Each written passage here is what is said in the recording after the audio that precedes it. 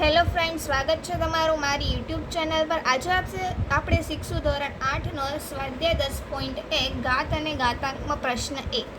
એમાં પહેલી રકમ છે 3 ની -2 ઘાત। હવે આમાં આપણને કિંમત શોધવાનું કહ્યું છે।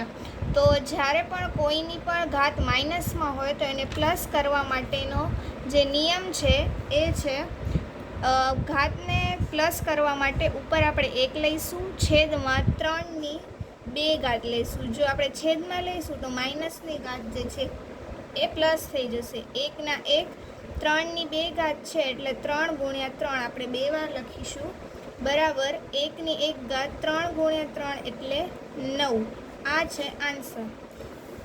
એવી જ રીતે દાખલા નંબર 2 જોઈશું। એનામાં -4 ની -2 ઘાત આપેલી છે। તો એનામાં પહેલો સ્ટેપ થશે, હવે હમણાં જ આપણે જોયું કે કોઈની પણ ઘાતને પ્લસ કરવા માટે આપણે એને છેદમાં લેવું પડે, જે નિયમ છે। તો 1 -4 ની 2 ઘાત, આ જે માઇનસમાં છે એ પ્લસ થઈ જશે। હવે 1 ની -4 જે છે એની 2 ઘાત છે, જે 2 વાર લખીશું એટલે -4 ગુણ્યા -4।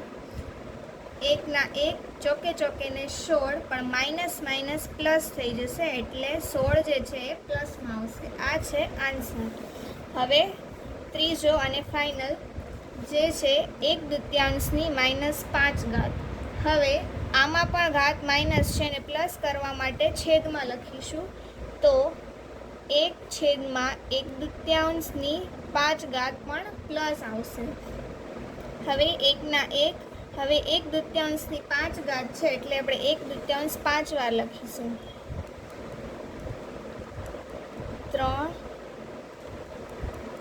4 અને 5।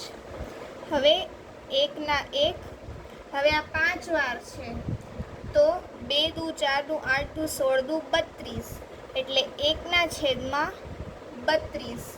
તો આપણે નિયમ છે કે અંશનો છેદનો છેદ જે છે એટલે આ એક છેદ અને આ બીજો છેદ, છેદનો છેદ જે છે એ અંશમાં જાય એટલે 1 ગુણ્યા 32, એટલે 32 ગુણ્યા 1 એટલે 32।